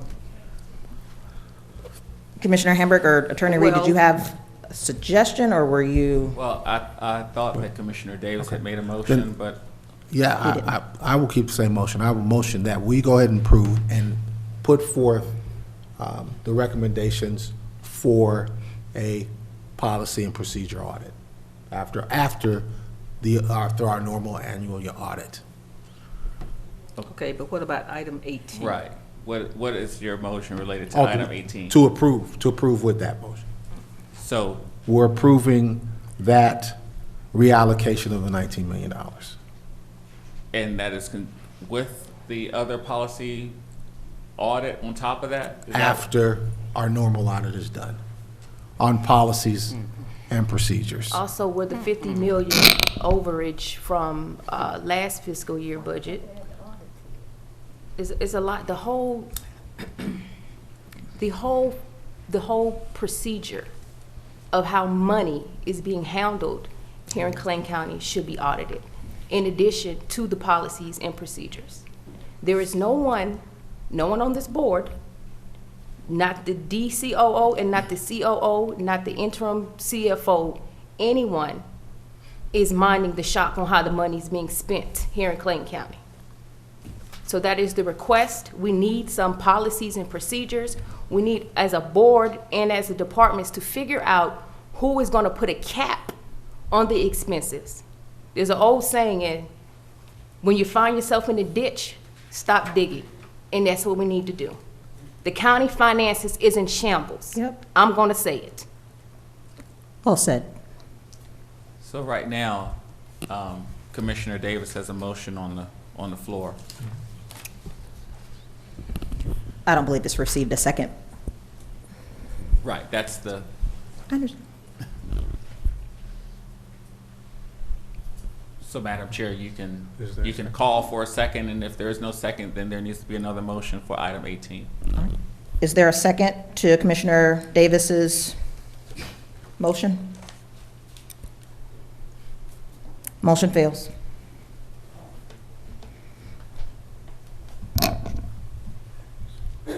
I have a motion. Commissioner Hambrick? I move that we accept budget amendment 2-41 for the FY '25 county-wide departments. That's the full motion. That's my motion, yes. I'll second it. Any discussion?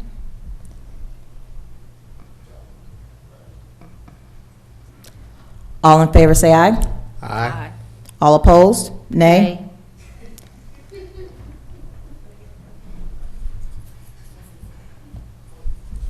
So that motion fails, so someone needs to make a motion on what to do with item 18. I move that we take item 18 and push it to the, what is that, 17th? Yes, sir. To the June 17th meeting. I will make an amendment to that motion that we add this item to our work session to have a proper discussion of where these funds have been allocated throughout the fiscal year. So that motion needs a second and a vote, and then the motion from Commissioner Davis. So then you're voting on moving item 18 to the work session. So there needs to be a second to your motion to move this item to. It's Commissioner Davis's motion. You made a substitute. Oh, I made a. Or amendment to his motion. Can I get a second on the amendment to move item 18 to the work session for discussion? Second. And I'll second Commissioner Davis's motion. Well, before you do that, you have to vote on your substitute, and then you're going to vote. Not substitute, amendment. Or your Addition. Yeah, your addition. All right. All in favor of that addition, say aye. Aye. Any opposed? Nay. Nay. Okay. Was that 2 nays? That's 2 nays. Okay. Failed. So now you're back to Commissioner Davis's motion, which is to move it to June 17th. Okay.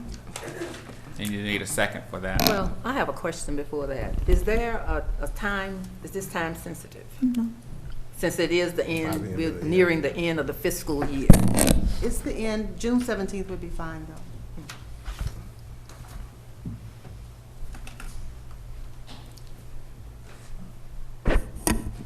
Any second on Commissioner Davis's motion? Second. Any discussion? Well, I'll say this now. I'm not in favor of moving this item to the 17th unless we create a space to actually discuss how this money, how it is the absolute end of the fiscal year, and we are just discussing what is essentially an 1/8 of the budget, and we're expected to make a decision in one night on how to allocate $19.5 million, when just a month ago, there was the same discussion around how the Sheriff's Department was allocating its budget, and there was a call for an audit. And here we are, a month later, Same thing. with the exact same situation. Madam Chair, considering that it Vice doesn't, Chair. Vice Chair, it doesn't consist of having to add a work session item from the board, we'll add the work session discussion on the 10th. Understanding you have a motion from Commissioner Davis to have this voted on the 17th, we can actually add this to the work session on the 10th for further discussion prior to your vote on the 17th. So we're not asking for a motion for the 10th. Since you're asking for that to be considered as a discussion on the 10th, we can make sure that the 10th we'll have staff ready to discuss further and answer questions the board may have at the work session next Tuesday. All right, thank you.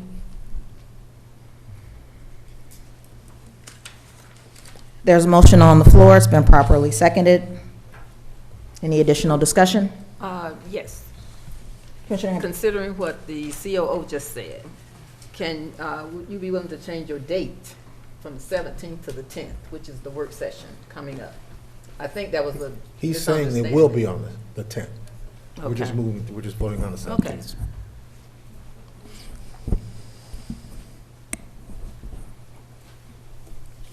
All in favor, say aye. Aye. Any opposed? Nay. Any abstentions? The ayes have it. Moving to item 19, Budget Amendment 2-42, Economic Development Budget Amendment. Budget Amendment 2-42 in the amount of $300,000 amends the Economic Development Fund for intergovernmental expenses paid throughout fiscal year 2025.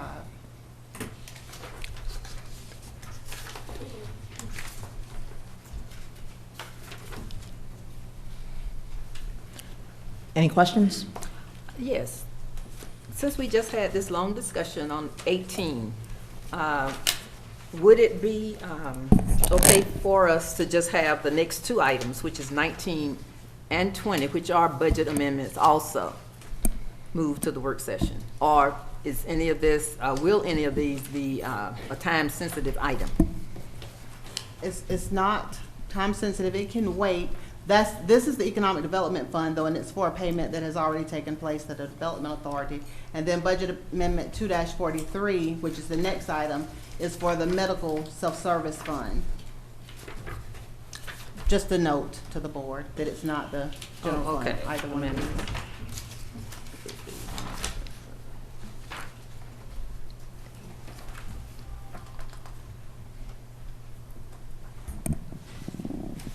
Isn't this item the budget amendment for economic development related to an earlier item on the agenda, number 6, recommendation for termination of contract GSA 2480?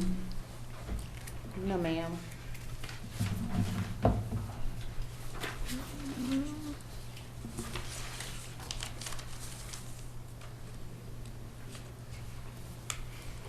No, ma'am, they're not related. Thank you.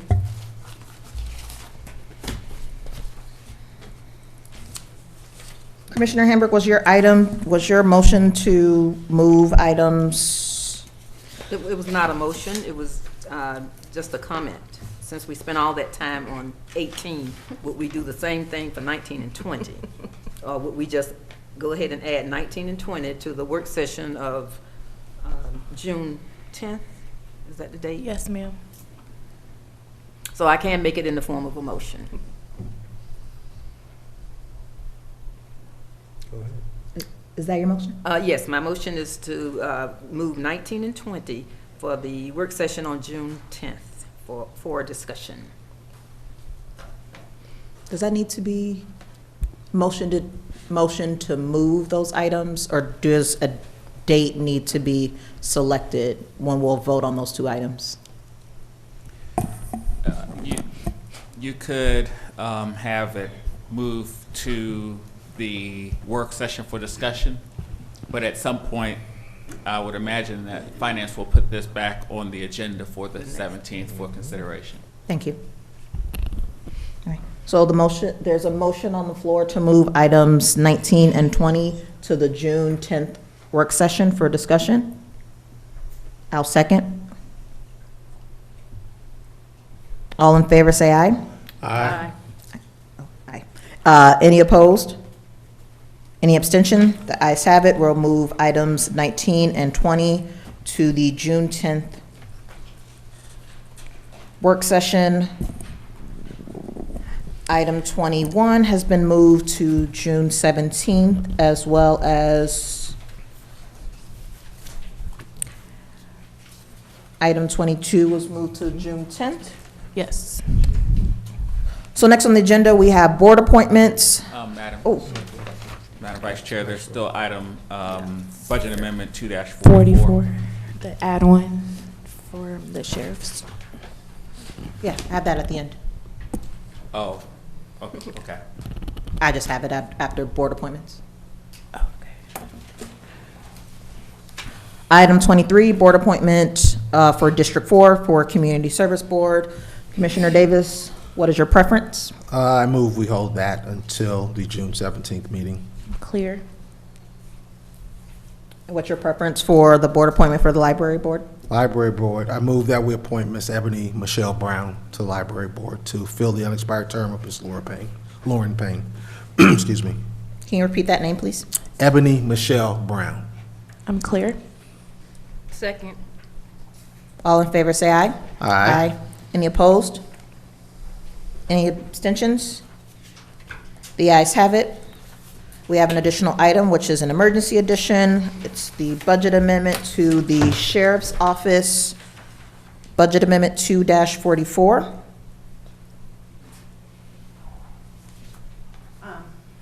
Budget Amendment 2-44 in the amount of $8,402,575 to apply it to the various expenses within the Sheriff's Office for the remainder of fiscal year 2025. Can the attorney reiterate the, why this emergency item is needed? Or if the, There's a delinquent payment that's needed for the food supply for the inmates. and the amount of? Currently, the amount behind is 1.4. If you look on the amendment, it says 1.7 to carry us through the remainder of the fiscal year. Thank you. Any No, questions? Yes, why is there a 60-day delinquent payment? And then why is this even a budget amendment? Because from my understanding, a couple of months ago, this board agreed to release the $7 million to the sheriff. So this delinquent fee should have been covered in the 60-day late past due in the payment that was dropped. Is that correct? There was an amendment brought before the board on April 1st in the amount of $14.6 million. At that time, the board said there would release $7 million, and then the other $7 million was contingent upon an audit. The $7 million was released. His invoices billed very quickly. I mean, he has some expensive items within his budget. You have inmate medical service fees, you have the food service agreement, you have salaries, overtime, part-time, and to get his staff paid, the $7 million was mostly applied to his salaries and benefits accounts. Why was it only applied to salary and benefits? There was no direction from the board on how to apply that $7 million, and so then finance divided it based upon, $7 million is a good bit short of the 14.6 amendment that was brought before the board. So then the $7 million was applied to accounts that were already in the negative. Did we apply that, or did the sheriff apply that? During the, That was my next question. thank you. Well, I'm Commissioner just Hebert. trying to figure out why the food service, whatever, wasn't.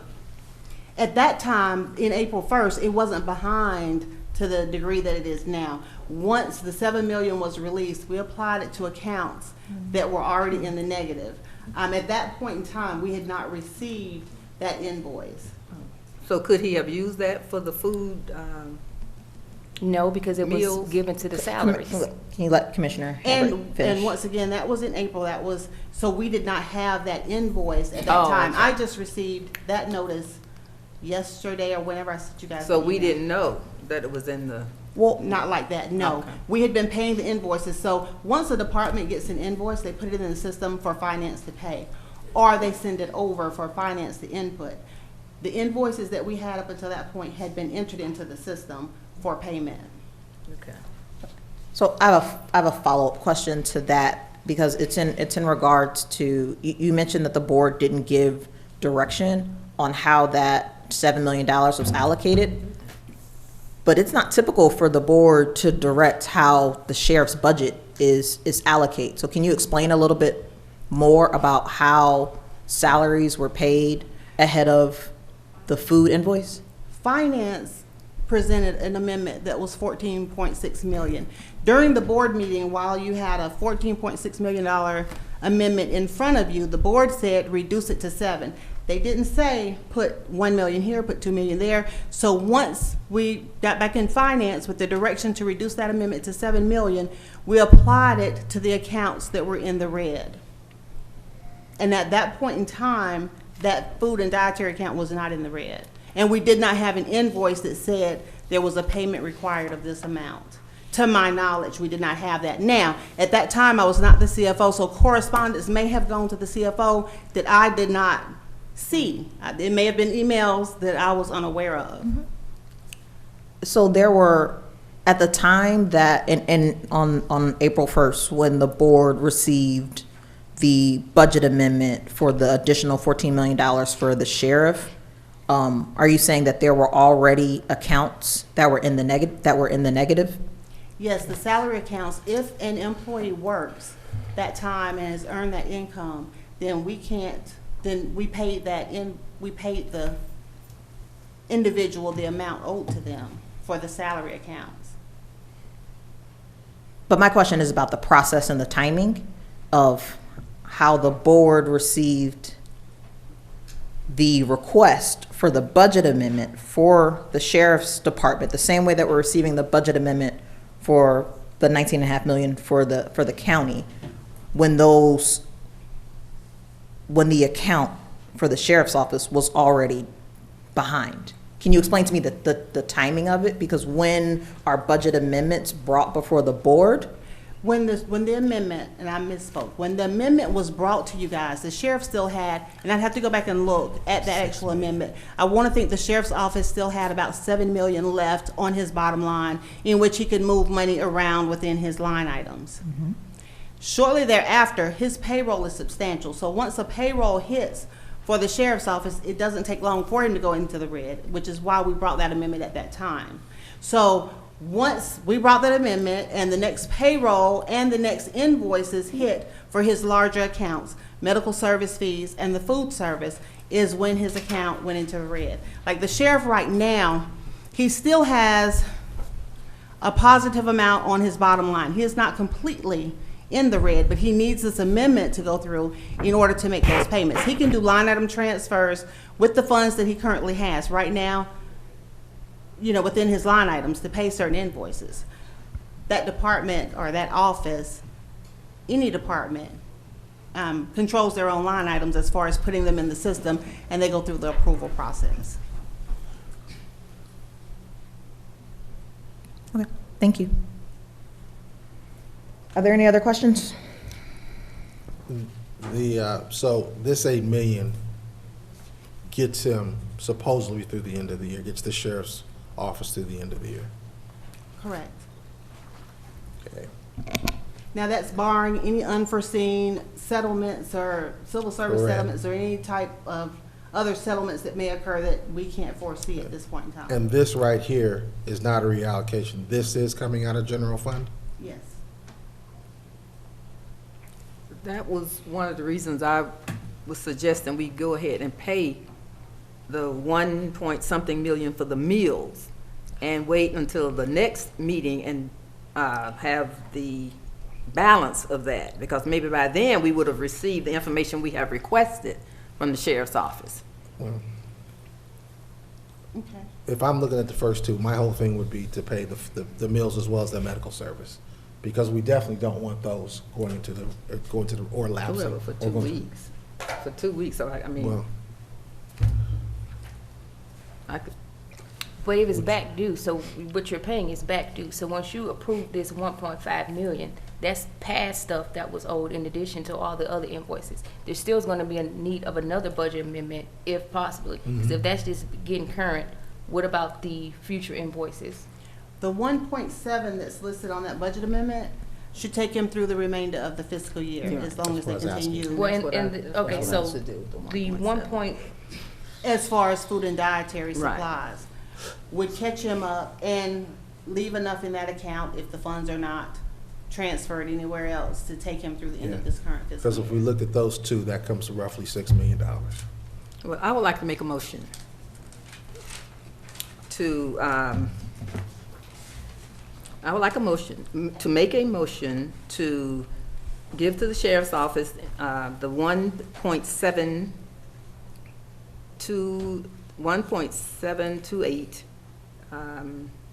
for the jail operations of food, dietary supplies. Is that for the meals? Yes, ma'am. Okay.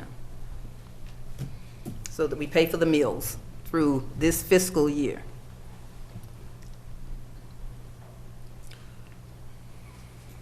Is there a second?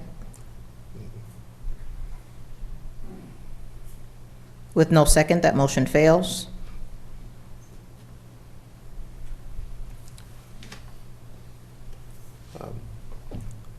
I make a motion that we approve for the jail operations, food and dietary supplies, as well as with the jail operations medical service fees When was that? only.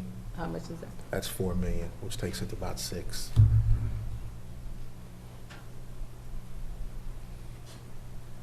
Is there a second?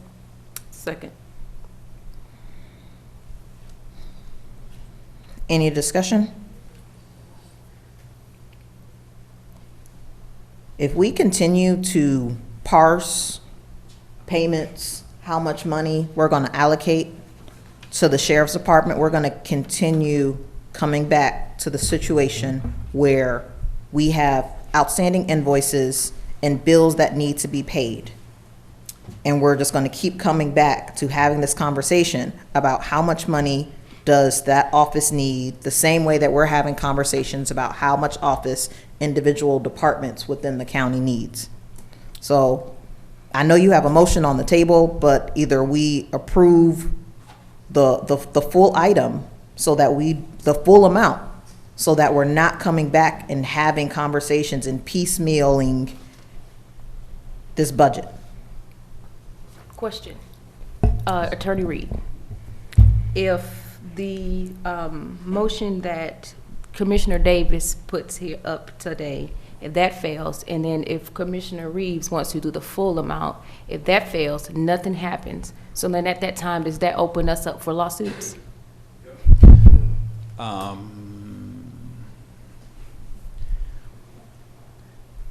Let me say this. This board is the entity that has control over all of the assets of Clayton County. You do not delegate your authority to any elected official as to who manages the funds of Clayton County. So should you decide that you set a budget of X amount for any department, any elected official, that is the amount that is set for that official to operate within. You can change that at any time, but ultimately, who makes the decisions on what budget is there for any elected official is this board, not the elected official. To answer your question, Commissioner Allen, if there are, if worst case scenario, the board chooses not to fund food for inmates, of course, that will lead to some action by somebody, whether it's the inmates, whether it's somebody looking in and understanding that there's money that's going to be running out to pay for the basic necessities of the people who are in the jail. And to me, that's worse than the lawsuit. It's to deny these folks, many of them innocent, food and medical services. That's why I put them both forward. Right. Do we have a motion on the floor? Yes, We do. and we had a second. Any additional discussion for the motion on the floor? All in favor say aye. Aye. All opposed? Any abstentions? The ayes have it.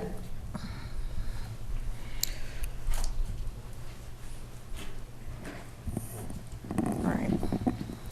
Madam Vice Chair, that concludes the agenda.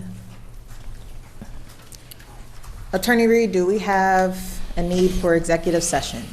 Yes, litigation and personnel. Thank you. Thank you all. You need a motion. Oh, right. Long night, long night. All right. Can I get a motion to move to executive session? So moved. For litigation and personnel. Oh. Can I get a motion to move into executive session for litigation and personnel? So moved. Can I get a second? Second. All in favor say aye. Aye. All opposed, any abstention? All right, let's head to exec session. All right, can I get a motion to reconvene after executive session? So move. Can I get a second? Second. All in favor say aye. Aye. Any opposed? The ayes have it. Welcome back, everyone. Attorney Reed, what do you have for us? All right, the first item is a settlement agreement in a lawsuit arising out of an automobile accident titled Robert Bryan versus Dietrich Stanford in Clayton County in State Court Civil Action File 2023 CV 03764. And that is an accident that occurred on or around May 18, 2022. And that is in the amount of $360,000. And authorize the Chief Financial Officer to amend the budget to reflect an appropriate revenue source and expenses required under the terms of the agreement. Can I get a motion? So moved. Can I get a second? Second. All in favor say aye. Aye. Any opposed? Any abstentions? The ayes have it. All right, the second is a settlement agreement between Cornelio Frederick on the one hand and Josiah Hawkins, the Board of Commissioners, Clayton County, and the Sheriff's Office arising out of an auto accident that occurred on October 1st, 2023, and that is in the amount of $40,000. And also authorize the Chief Financial Officer to amend the budget to reflect an appropriate revenue source and expense as required under the terms of the agreement. Can I get a motion? So moved. Can I get a second? Second. All in favor say aye. Aye. Any opposed? I'm Any going to abstain. abstentions? I'm going to abstain. Okay, the ayes have it. The motion passes. Do we have any other items that we are voting on tonight? Yes. Yes. Madam Clerk? Yes, one more. Did Commissioner Allen abstain? Yes. Yes, she did. Okay, thank you. Good evening, Clayton County Board of Commissioners, Vice Chair, Commissioners. I'm Pam Ambles, Human Resources Director, and good evening to our Clayton County citizens. I am on behalf of Human Resources. We are requesting to appoint Ms. Angela Jackson as the interim CFO, effective date May 24th, 2025. We are requesting an adjusted salary of $203,000. Her total compensation is $270,973. I also want to put on the record for any citizens or that may be watching, or just for the sake of transparency, the board has given HR the direction to restart the recruiting process for the CFO position, and in the meantime, Ms. Jackson has graciously agreed to continue serving in the interim CFO position.